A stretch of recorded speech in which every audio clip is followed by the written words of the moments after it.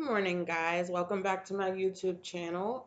Today, I'm going to be discussing narcissistic rage and the night that I almost lost my life. So, the first experience that I had with my ex's narcissistic rage, we were at the hospital to get a sonogram on my son that I have now.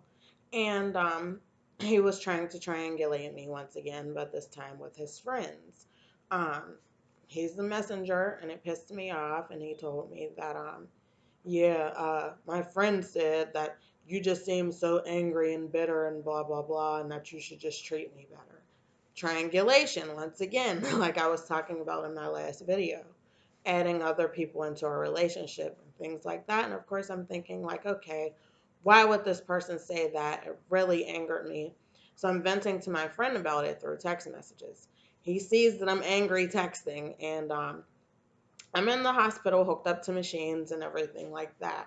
So he grabs my phone and reads the text messages where I'm telling my friend, like, he's really pissing me off. I don't even know why I'm still in this relationship. Blah, blah, blah. Normal stuff that you would vent to a best friend. And he got angry and he smashed my iPhone that I paid for, just smashed it. In the hospital to the point where I couldn't even go through the sonogram. Couldn't go through with it. I was just so angry I had to get out of there. So I went a few weeks without a phone because of his narcissistic rage. And what causes that is when you challenge their sense of inflated ego or their sense of fake self that they have. Like they really think that they're so high up, and if you challenge that or you let them know that they have flaws or let anyone else know that they have flaws, they will rage at you to the point of violence. And the second time that I dealt with narcissistic rage was when I'm pregnant with my son. And there was a day where we went to my mom's house for a cookout. Everything was good at first. And then he was trying to triangulate again, and that's the thing that really got to me with him was that he was texting a girl right in front of me that he had previously cheated on me with, and he was trying to get a reaction out of me right at my mother's house, like we're having a good time. But with these people, it always has to be something. The good times don't last. It's always some drama. Like they always have to cause chaos and conflict everywhere they go. It doesn't matter. So we're at my mother's. He's texting this girl, smiling in my face about it, pissing me off. So then on the way home, I'm like, well, why don't you just go with that girl then? Since you want to keep throwing her up in my face, go with her. I'm cool. So we get to the house and I'm like, I don't even want you to come in my house. This is my house. Your name's not on the leash, you don't pay any rent here because narcissists are leeches. They don't know how to take responsibility for anything. They won't pay bills or rent if they don't have to, you know. And so this is my house and I want you gone because you're blatantly disrespecting me, And he snaps out and you could just see when their mental illness kicks in, like I told you all before. He's like, bitch, I own you. And then I'm like, okay, that's enough of that. I start throwing his stuff out of the window, start throwing his stuff out. And that really pissed him off. So he's outside. He kicks in my basement door. It's still kind of jacked up down there. And then he comes around the front and he's like scaring the kids because they see that he's angry. There's kids all outside. And he's banging on the door and he won't stop. So I let him in. We start arguing. And then the argument goes upstairs. And I'm just like, I'm not going to entertain you anymore. I can't get rid of you, because you're acting crazy. I'm just going to lay here, get on Facebook and whatever, and try to ignore you. Soon as I do that, and when I'm defenseless, and this is how you know that abusers are also very cowardly, because it's funny how they could control themselves in environments with other people, but they can't. They choose not to control themselves with you, especially when you're not giving in to their wishes. So he's trying to argue with me, and I'm just like, whatever, scrolling on my phone. Next thing I know, I get backhanded right in my eye. I see white. And then, I try to get away. Oh, you're not going anywhere. He's taking my stuff, trying to rip my clothes off, things like that. And it just whole ensues into a fight. I'm fighting back, but he's winning. He's a man. He's taller than me, you know. So I'm getting hit in the face, I'm getting choked. I'm being told that my kids will be motherless, he's going to kill me. He slices his wrist and then he tries to write F you on my wall in blood. Guys, I cannot make this up. He really cut himself, stared into outer space, and then said, your kids will be motherless, and tried to write F you or fuck you on my wall in his own blood. Mental case, for real. Um, so I kept trying to get away. The neighbors knew what was going on because he was yelling disrespectful things outside of my window so everyone could hear him. You know, it was just off the rocker. And my kids, I had 2 kids at this point. I'm pregnant with his son at this point, 5 months pregnant to be exact, and you're beating me up and you're telling me my kids will be motherless. I want that baby dead, blase, blase, blase, talking about his own flesh and blood. These people are sick, but when they hit the narcissistic rage point, there's no limit for them. They will go as far as to kill you if they get mad enough. These people are crazy. The man almost took my life that night.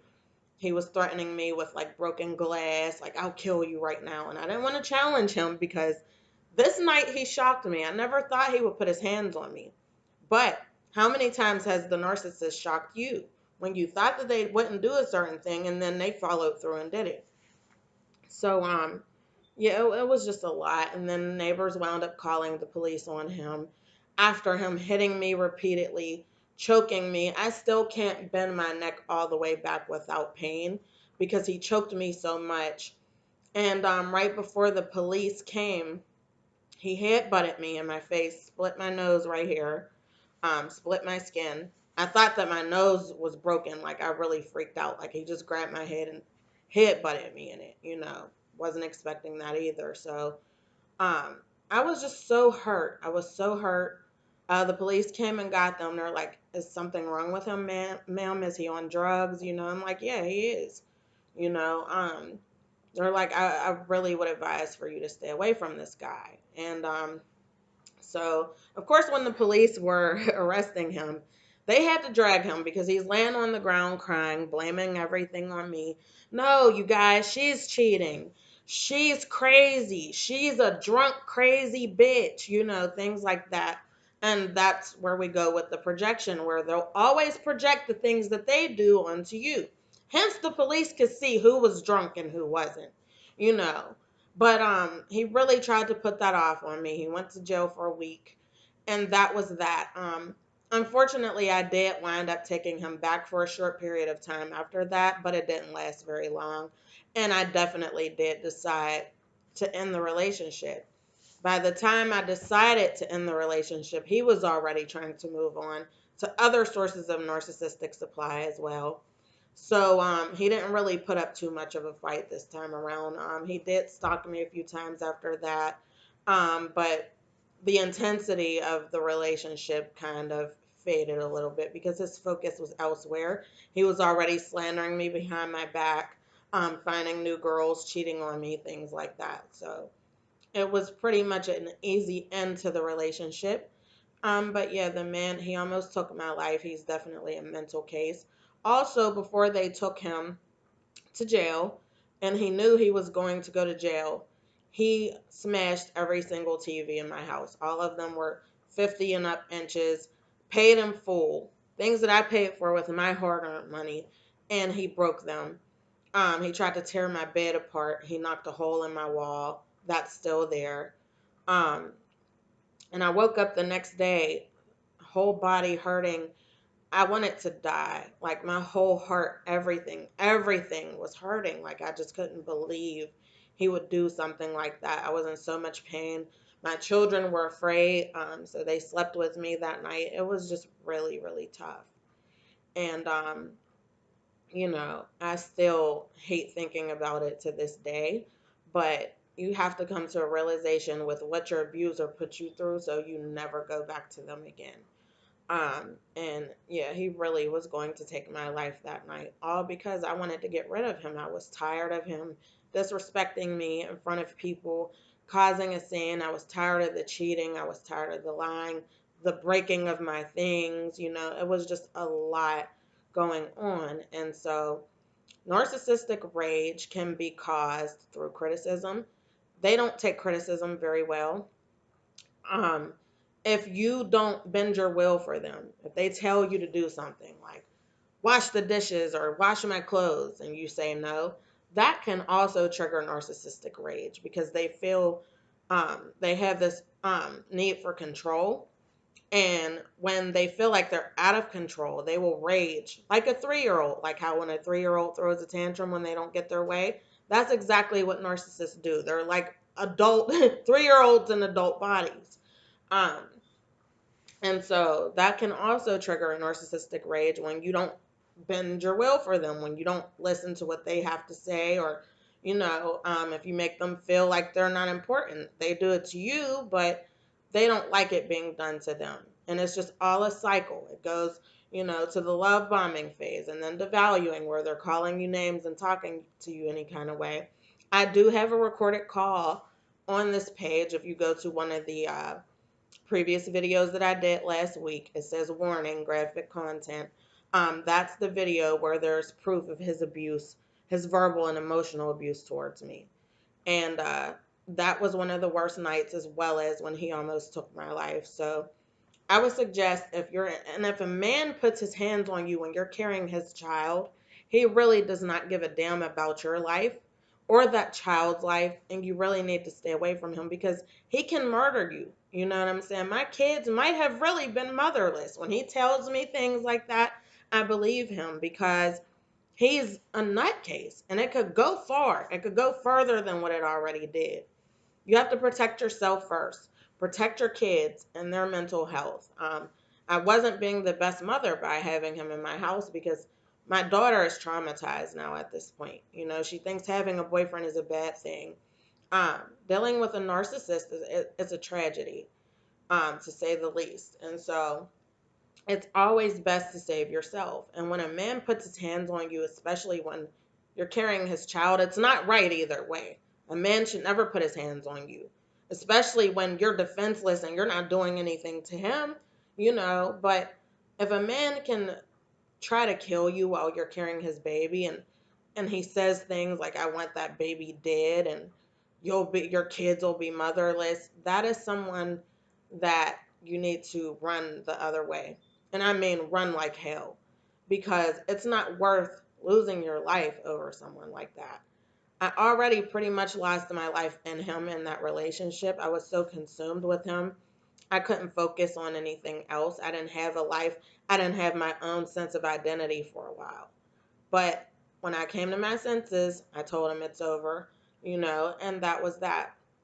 And I'm glad to be away. I'm still recovering. It's still hard, but it's all worth it in the end. Um, and that's that about the narcissistic rage. If you have any questions, please comment below or email me. My email is BrittanyWynn, BrittanyWynn 78 at gmail.com. If you want me to answer any questions about narcissistic abuse or speak on any other topics, please let me know. I will be doing another video, other topics and things like that, but right now we're on narcissism. I'll also be speaking on narcissistic mothers soon as well, because I know a lot of people are suffering from that with their parents. You could choose your mate, but you can't choose your parents. It's tough to have to be raised by a narcissist. So we'll get into that. Thank you guys so much for the support. Like, comment, share, subscribe, and I'll be back with another video soon. Thanks.